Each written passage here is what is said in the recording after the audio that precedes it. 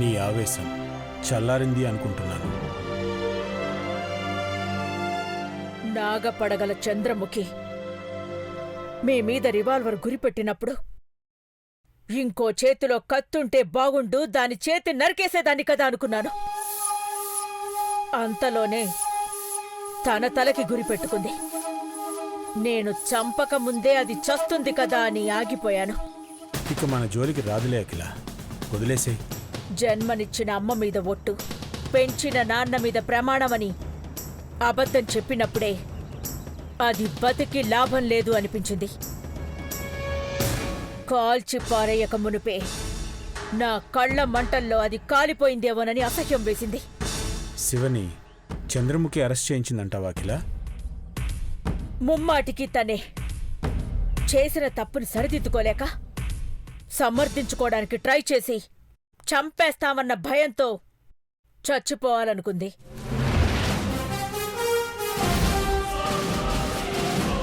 పాపం శివ పరిస్థితి ఏంటకిలా?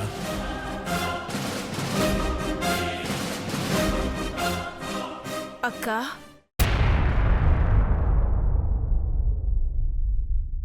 శివబాబుకి అర్జెంటుగా ఫోన్ చేసి రమ్మన్నారంట కదక్కా. దీప్తి చెప్పింది.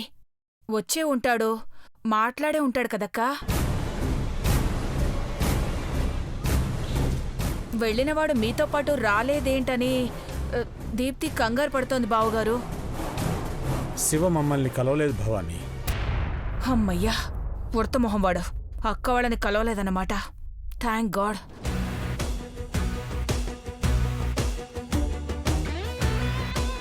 మిమ్మల్ని కలవాలని హడావిడిగా బయలుదేరినవాడు ఎక్కడికెళ్ళుంటాడక్కా? వస్తాడు, కంగారు పడకండి. కాకపోతే రావడానికి 2-3 రోజులు పట్టొచ్చు. సింగపూర్ వెళ్ళినా సాయంత్రం లోపు రావచ్చు. 3 రోజులు పట్టేంత దూరం వెళ్ళాడాక్కా? నీకెలా చెప్పాలి భవానీ? ఏమనుకోకక్కా, నాకు కొంచెం అర్థమయ్యేలా చెప్పు. నాది మట్టి బుర్ర అని మీ అందరికీ తెలుసు కదక్కా. శివ జైలుకెళ్ళాడు.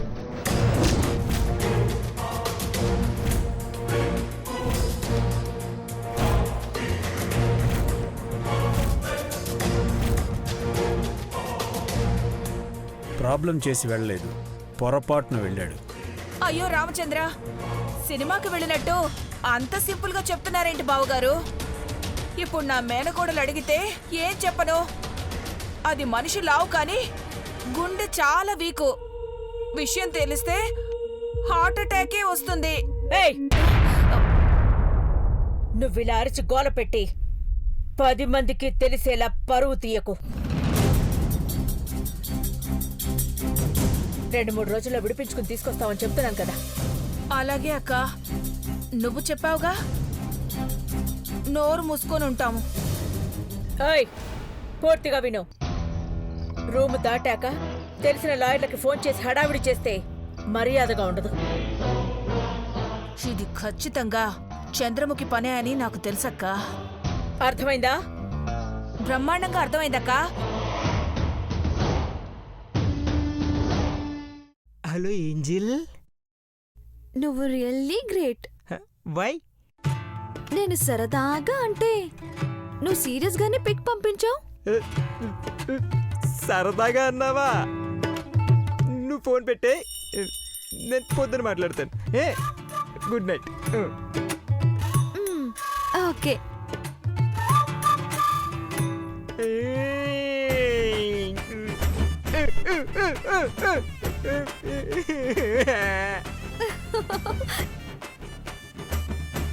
తూ నీ బతుకు, నీ బతుకు. ఏమైంది మావా?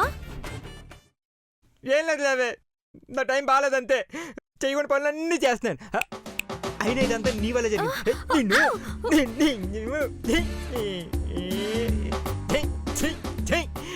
నా మొహమ్మద్ చేయమశివుడయ్యా, నీకెందుకురా? నీ నీ నీ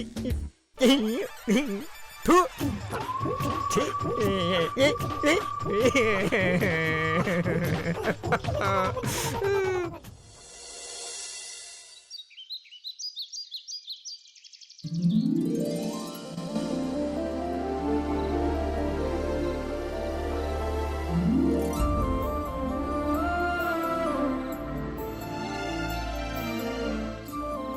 పార్వతి కిచెన్లో కూడా లేనట్టుంది.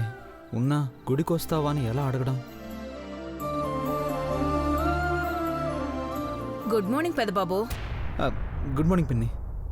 ఏం కావాలి పెదబాబు? ఏం లేదు.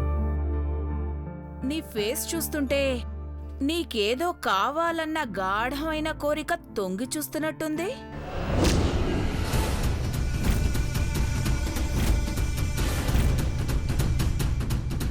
నీ కంటికి అలా కూడా కనిపిస్తుందా పిన్ని?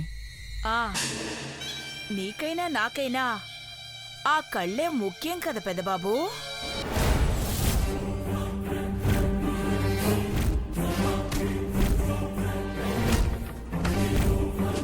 వాట్? అదే పెదబాబు, నీ కళ్ళైనా నా కళ్ళైనా భావాన్ని తెలుపుతాయి కదా అని అంటున్నా. మీరేం మాట్లాడతారో బాబాయ్కే అనుకున్నా. మాకు కూడా అర్థం కాదు.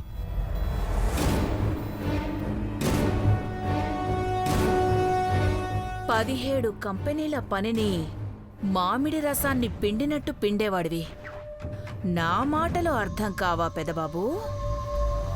పార్వతి కోసం వెతుకుతున్నావు కదా, నీ గుండె శబ్దం మాకు వినపడదా ఏంటి?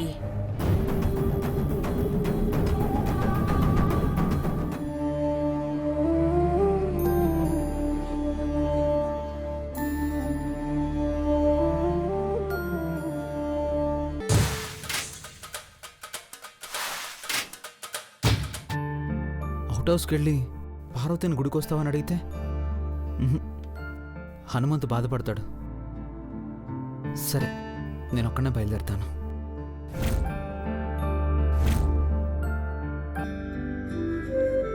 పెద్దబాబు గారు,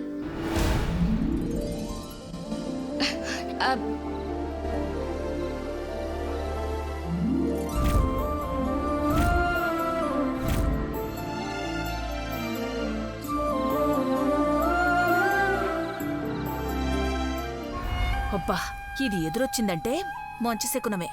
దీన్ని గనక పెదబాబు తీసుకుపోయాడంటే మటుకు గుళ్ళోనే పెళ్ళైపోయేలా ఉంది. ఎక్కడికి బయలుదేరినారు పెద్దబాబు గారు? రాధాకృష్ణుల గుడికి ఒక్కనే వెళ్దాం అనుకున్నాను. అది రాధాకృష్ణుల గుడిక? కన్నయ్య గుడిక? అవును పార్వతి. పెద్దబాబు గారు, ఆ రోజు మీ పుట్టినరోజు బహుమతిగా ఇవ్వాలని రాధాకృష్ణుల బొమ్మ కొన్నప్పుడే కన్నయ్య గుడికి వస్తానని మొక్కుకున్నా. కానీ అప్పటి నుంచి ఇప్పటి వరకు వీలు పడలేదు. పెద్దబాబు గారు, మరేమో మీరేమి అనుకోనంటే నన్ను కూడా ఆ గుడికి తీసుకెళ్తారా?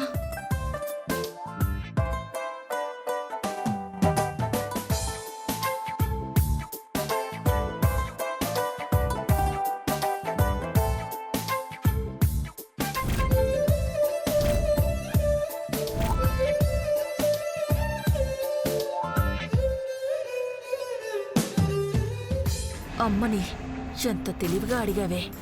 నీ కోరిక తీరినట్టు ఉంటుంది,